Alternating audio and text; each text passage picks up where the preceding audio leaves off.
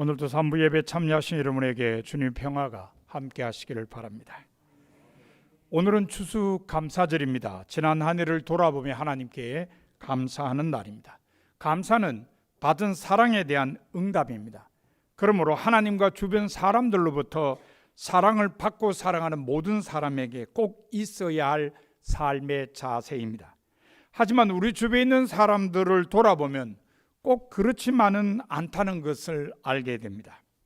감사와 관련하여 사람들은 보통 세 종류의 모습을 보입니다. 첫 번째 모습은 어떤 형편에서든지 감사할 줄 모르는 것입니다. 감사를 잃어버리고 사는 사람들의 모습이라고 할 수 있습니다. 사무엘상 25장에 보면 나발이라는 사람에 관한 이야기가 기록되어 있습니다. 이 사람은 갈멜이라는 곳에 목장을 가지고 있는 아주 잘 사는 부자였습니다. 그가 가진 가축은 양떼가 3,000마리, 염소떼가 1,000마리였습니다.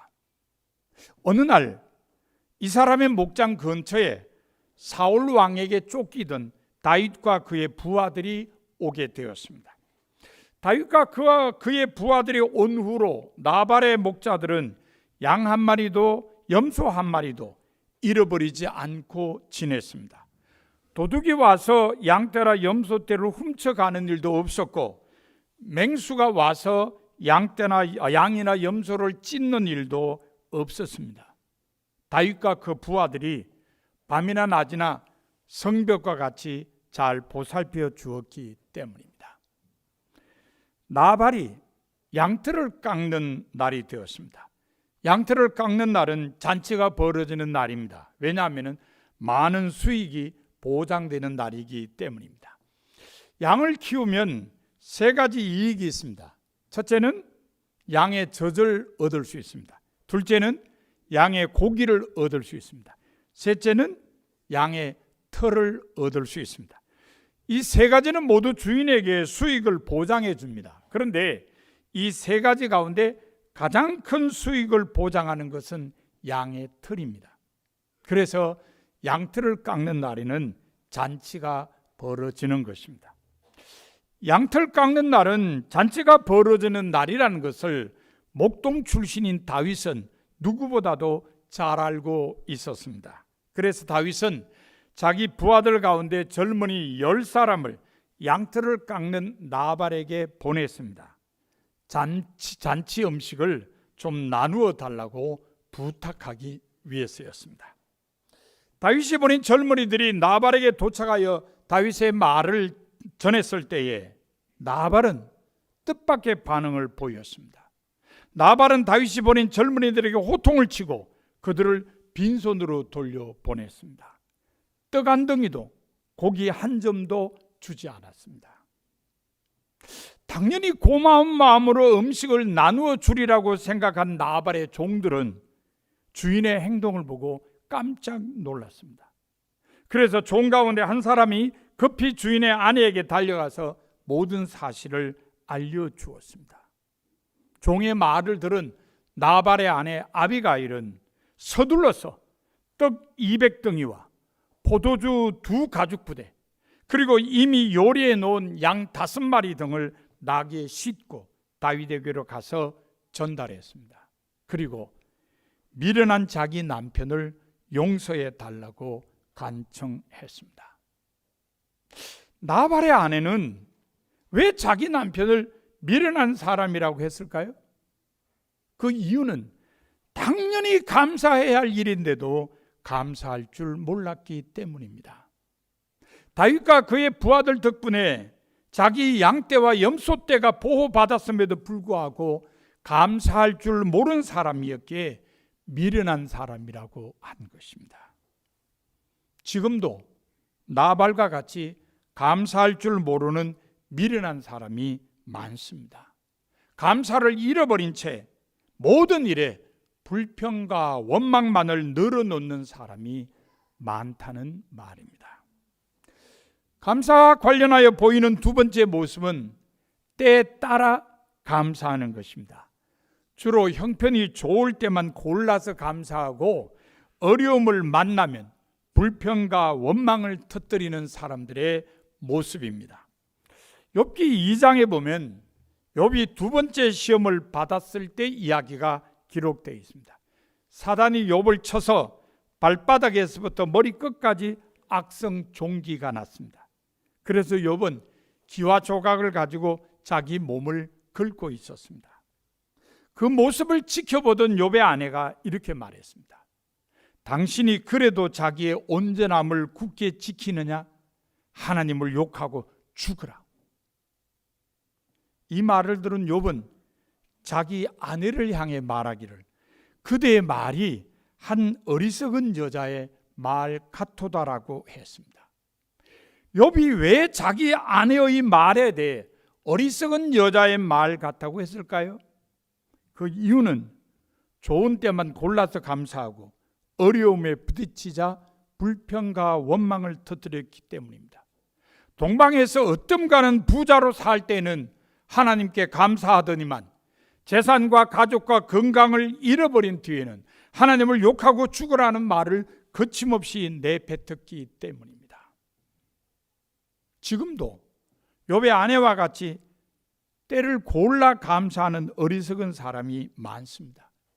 형편이 좋을 때는 감사하지만 어려움에 부딪히면 불평과 원망을 터뜨리는 사람이 많다는 말입니다. 감사와 관련하여 보이는 세 번째 모습은 모든 일에 감사하는 것입니다. 형편이 좋을 때나 어려움에 부딪힐 때나 언제나 감사하는 사람들의 모습입니다. 욥기 1장 21절에 보면 욥이 재산과 자녀들을 모두 잃어버린 첫 번째 시험을 받았을 때 이렇게 고백했습니다. 내가 모태에서 알몸으로 나와 싸운 적 또한 알몸이 그리로 돌아가올지라. 주신 이도 여호와시오 거두신 이도 여호와시오니 여호와의 이름이 찬송을 받으실지니이다. 욥기 2장 10절에 보면 욥이 발바닥에서 머리끝까지 악성 종기가 나는 두 번째 시험을 받으면서 아내로부터 하나님을 욕하고 죽으라는 말을 들었을 때 아내에게 이렇게 말했습니다. 우리가 하나님께 복을 받았은즉 화도 받지 아니하겠느냐. 욥은 어려움에 처했음에도 불구하고 입술로 죄를 짓지 않고 하나님을 향하여 어리석게 원망하지도 않았습니다. 오히려 어떤 상황에서도 하나님의 이름을 찬송할 뿐이라고 고백했습니다. 어떤 상황에서도 하나님 이름을 찬송할 수 있는 사람은 누구이겠습니까? 바로 모든 일에 감사하는 사람입니다. 어려움까지 포함해서 감사하는 사람입니다. 모든 것이 하나님께 있음을 믿기에 언제나 감사할 수 있는 사람인 것입니다. 요즘에는 욥과 같이 모든 일에 감사하는 사람이 적습니다. 형편이 좋을 때만 아니라 어려움에 부딪힐 때도 감사하는 사람들을 찾기가 쉽지 않다는 말입니다. 그러나 성서는 우리에게 모든 일에 감사해야 한다고 가르칩니다. 감사는 시편에 많이 강조되어 있습니다. 오늘 우리가 읽었는 107편뿐만 아니라 30편, 34편, 75편, 100편, 116편, 118편, 124편, 136편, 138편 등이 모두 감사시로 분류할 수 있는 시입니다. 시편에 감사시가 많은 이유는 시가 인간의 고백이기 때문입니다. 인간이 살아가면서 감사는 끊임없이 고백할 수밖에 없는 요소 가운데 하나라는 말입니다. 오늘 본문이 들어있는 시편 107편은 집단적인 감사 제2문으로 고난에서 구원받았음을 감사하고 있습니다. 앞에 시인 106편이 이스라엘 민족의 포로기라는 고난의 상황에서 귀환을 간구한 반면에 107편에서는 귀환 후에 포로기를 회고하며 감사하고 있는 것입니다. 그런데 감사와 관련하여 본문은 우리에게 아주 중요한 몇 가지를 가르쳐 줍니다. 그 첫 번째 것은 감사의 대상에 관한 것입니다. 본문 1절에 보면 시인은 먼저 여호와께 감사하라고 했습니다. 감사의 대상은 하나님이시라는 고백입니다. 기독교인들은 음식을 먹기 전에 기도합니다. 기도의 내용은 두말할 것 없이 먹을 것을 허락해 주신 하나님께 감사하는 것입니다. 그런데 기독교인이 아닌 사람들 가운데도 식사 전에 감사하는 사람들이 있습니다. 저희 초등학교 3학년 때 담임선생님이 점심시간만 되면 아이들에게 도시락을 꺼내놓고 감사의 묵념을 올리게 했습니다. 감사의 묵념이니까 조금 이상하죠. 그래도 선생님은 이 감사의 마음을 마음속으로 한번 생각하라는 뜻에서 꼭 감사의 묵념의 시간을 가졌습니다. 누구에게 감사하라는 것일까요? 사람들에게 말이에요. 음식이 우리들의 입에 들어갈 때까지 수고한 모든 사람들의 그 수고에 대해서 감사하는 마음으로 음식을 먹으라고 가르친 겁니다.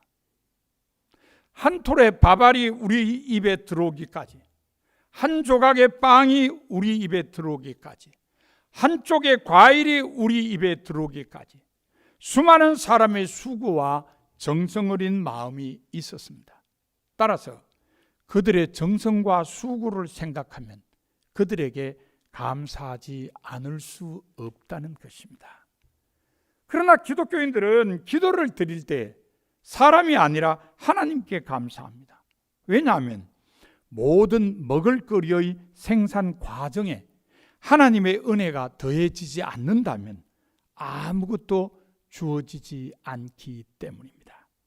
하나님께서 철따라 비를 내리지 않으신다면, 혹은 햇빛을 주지 않으신다면 우리는 한 숟갈의 밥도, 한 조각의 빵도, 한 쪽의 과일도 먹을 수 없습니다. 하나님의 은혜 안에서 이루어지는 인간과 자연의 공조로 먹을 수 있게 되는 것입니다. 이것을 생각할 때 진정 머리 숙여 하나님께 감사하지 않을 수 없습니다. 감사와 관련하여 본문이 가르쳐주는 두 번째 것은 감사의 내용에 관한 겁니다. 본문 1절 후반부를 보면 시인은 감사의 이유에 대해서 그는 선하시며 그 인자하심이 영원함이로다라고 고백했습니다. 이 구절은 본문 1절에만 기록되어 있는 말은 아닙니다. 시편 106편 1절, 118편 1절, 136편 1절에도 같은 말이 기록되어 있습니다.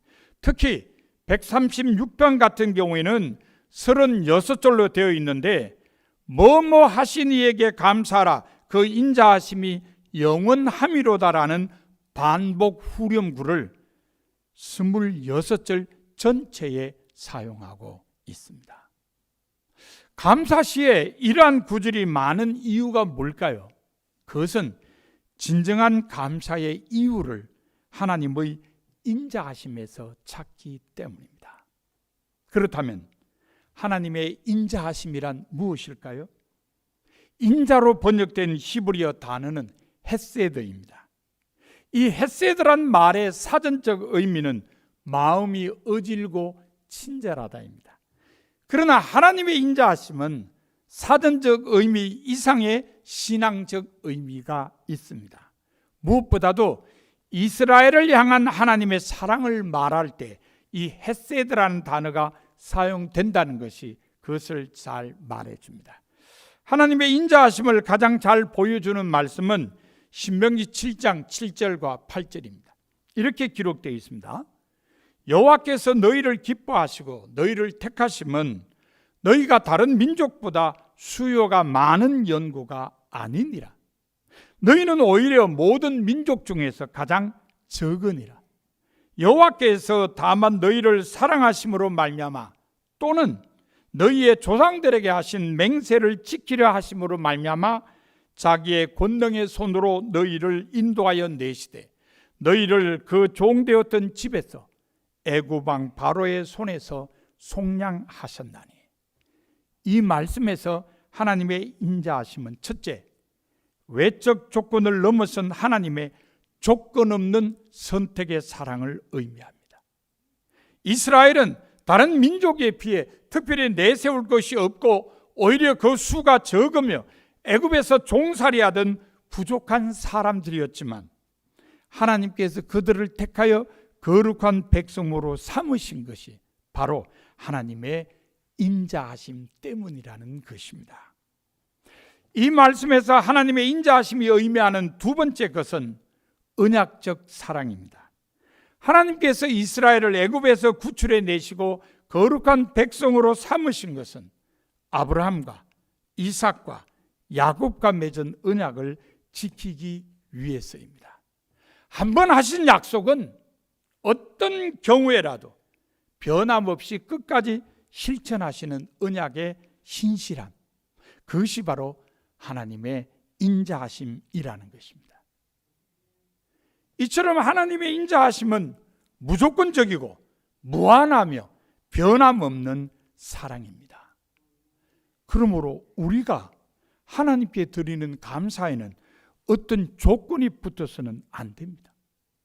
선지자 하박국의 기도처럼 외적인 감사 조건이 아무것도 없다 할지라도 하나님의 인자하심 때문에, 하나님의 무조건적이고 무한하며 변함없는 그 사랑 때문에 기뻐하고 즐거워하며 감사할 수 있어야 합니다.